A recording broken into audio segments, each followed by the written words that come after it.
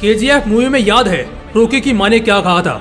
अगर तुम में हिम्मत हो कि 1000 लोग तुम्हारे पीछे खड़े हैं तो शायद तुम एक जंग जीत पाओगे, लेकिन अगर उन 1000 लोगों ने ये हिम्मत कर ली कि तुम उनके पीछे खड़े हो तो पूरी दुनिया जीत जाओगे। एक लाइन है जो बार बार अंदर से दिल दहला देती है कि पैदा हुआ था राज करने के लिए, लेकिन आज गुलाम बनकर ही रह गया हूँ। देख मेरे भाई, जब तक तू जंगल का शेर नहीं बन जाता कोई तेरे से नहीं डरेगा। तुझको शेर बनना ही पड़ेगा। ताकतवर लोग ही इस दुनिया में राज करते हैं, जो कमजोर होते हैं वो हमेशा या तो मर जाते हैं या फिर मजबूरी में जीते हैं। पूरे धरती पर एक अकेला जिंदा प्राणी शेर ही है जो साला अपनी धाक से, अपनी दहाड़ से, अपने गुरूर और अपने फितूर से पूरे जंगल को झुका देता है। पता है ऐसा क्यों? क्योंकि वो अकेला 100 के बराबर होता है। ताकत होना ठीक है, हिम्मत होना भी ठीक है, तेज दिमाग और तीखी चाल होना भी सही है, लेकिन क्या इन सब से कोई राजा बनता है? शायद नहीं। क्या इनसे कोई मॉन्स्टर बनता है? बिल्कुल भी नहीं। क्योंकि अगर ऐसा होता तो हाथी और दरियाई घोड़ा जंगल पर राज करते। अगर ऐसा होता तो नेवला और जंगली कुत्ते भी जंगल घेरने की हिम्मत करते। अगर ऐसा होता तो लोमड़ी और चीता भी शेर के बाप होते। ऐसा नहीं है।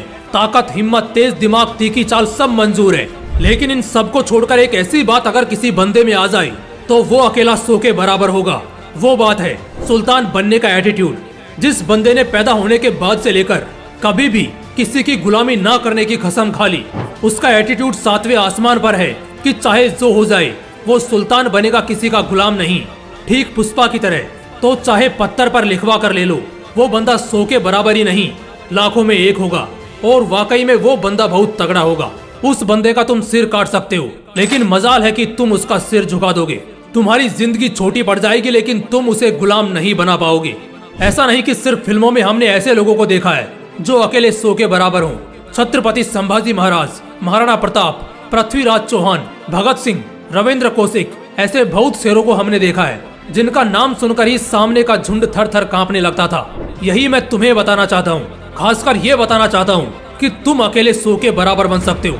इस दुनिया में बहुत से ऐसे लोग हैं जो एक पूरा गाँव संभालते हैं, जिला संभालते हैं, देश संभालते हैं, पूरा फेडरेशन और एडमिनिस्ट्रेशन संभालते हैं। यानी वो एक साथ हजारों लाखों लोगों को अपने कंट्रोल में रखते हैं।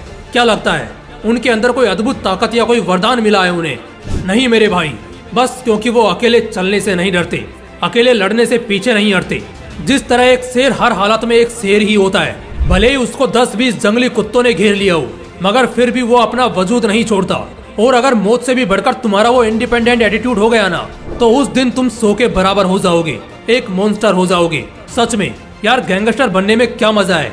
झुंड में जाकर किसी 1-2 को मारो, ये तो कुत्ते, लोमड़ी, सुअर और भेड़िए भी करते हैं। मजा तो मॉन्स्टर बनने में है जो अकेला पूरे झुंड को मारे, अकेले पूरे गैंग से निपटे।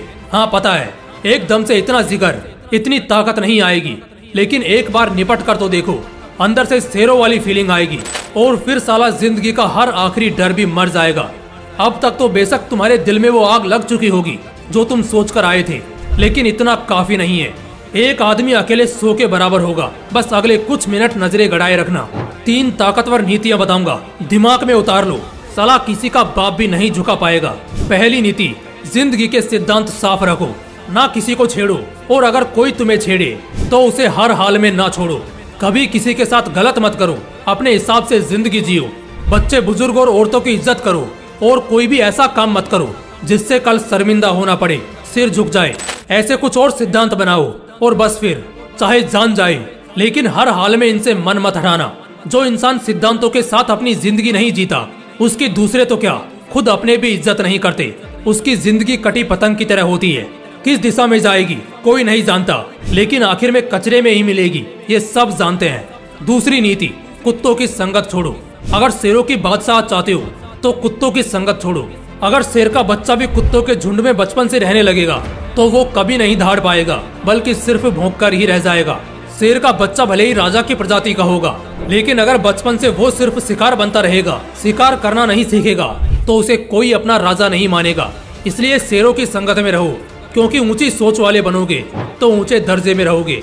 तीसरी नीति, अपनी सारी कमजोरियों को खत्म कर दो। दुनिया का सबसे ताकतवर इंसान भी जल्दी हार जाएगा अगर उसकी कमजोरियां ज्यादा होंगी। रावण जैसा त्रिलोकाधिपति भी महज एक बाण से हार गया, क्योंकि उसकी कमजोरी उसकी नाभि थी।